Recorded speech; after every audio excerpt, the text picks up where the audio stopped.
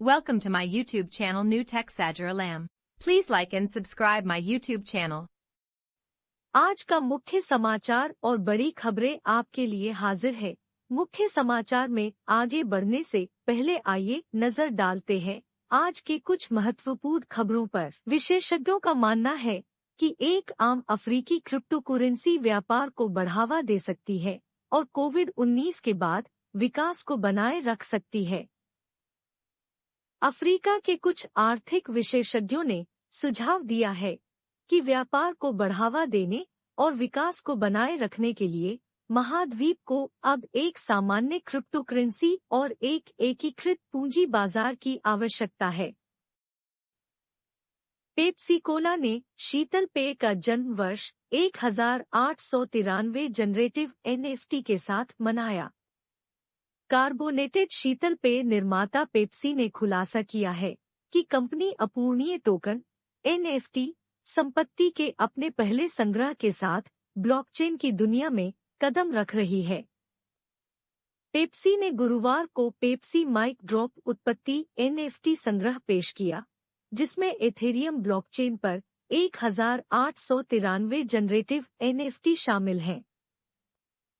Pepsi का लक्ष्य NFT धारकों का एक वास्तविक समय समुदाय बनाना है, जिसमें classic blue Pepsi, silver diet Pepsi, red Pepsi wild cherry, black Pepsi zero sugar और क्रिस्टल पेप्सी जैसे डिजाइन शामिल हैं।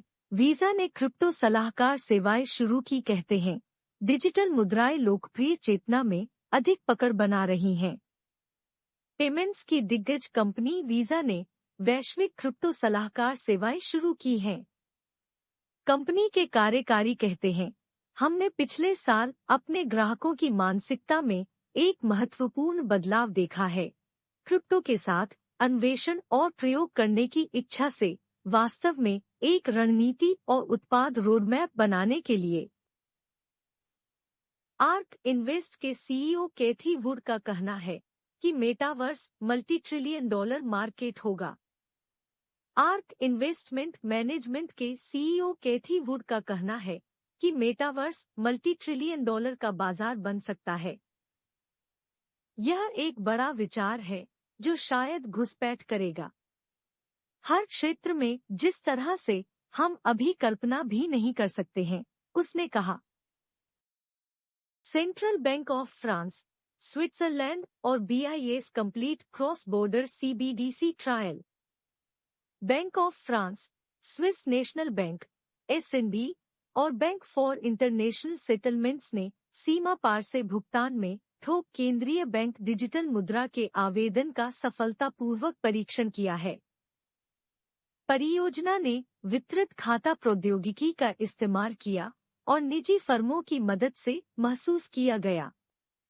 CFTC आयुक्त ने प्रवर्तन द्वारा विनियमन का विरोध किया, कहते हैं कि क्रिप्टो को स्पष्ट नियमों की आवश्यकता है।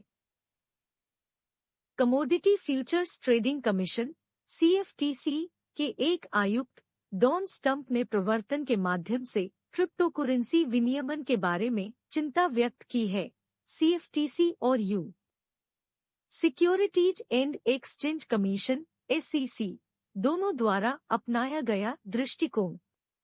रेडिट ने सबरेडिट्स के लिए कस्टम टोकन के साथ आधारित कम्युनिटी पॉइंट बीटा प्रोग्राम पेश किया। लोकप्रिय फोरम और news aggregation web portal Reddit ने फर्म के कम्युनिटी पॉइंट्स बीटा प्रोग्राम का खुलासा किया है, जहां रेडिट उपयोगकर्ता सबरेडिट्स के लिए कस्टम टोकन के साथ अपने समुदाय का एक टुकड़ा रख सकते हैं। बाइनेंस निवेश निदेशक केन ली ने Web3, गेमिंग और अधिक रोमांचक रुझानों में निवेश के बारे में बात की। बाइनेंस लैब्स एक श्रृंखलाज्ञ निवेशक और इनक्यूबेटर है, जो वैश्विक ब्लॉकचेन पारिस्थितिकी तंत्र और विकेंद्रीकृत वेब का समर्थन करने पर केंद्रित है। 1inch, Audius, Axie Infinity, Chili's, Elrond, Injective, Matic/Polygon, Sandbox Terra। Ethereum L2 scene Boba network के साथ TVL में दूसरा स्थान ले रहा है। बोबा नेटवर्क एथेरियम के लिए हाल ही में जारी L2 परत तेजी से सभी विस्तार परतों के बीच TVL कुल मूल्य लॉक में दूसरे स्थान पर पहुंच गया है। बोबा, जो आशावाद का एक कांटा है, रोलअप पर आधारित एक और पिल्टू परत, आशावाद को पार करते हुए TVL में $1 बिलियन से अधिक तक पहुंच गई। यह संभवतः इसके पहले विकेंद्रीकृत एक्सचेंज ओलोंगस्वैप द्वारा पेश किए गए लाभदायक प्रतिशत के कारण है, जो 1000% से अधिक की उपज प्रदान करता है। Wisdom tree bitcoin ETF application में संशोधन करता है, US बैंक को संरक्षक के रूप में नामित करता है।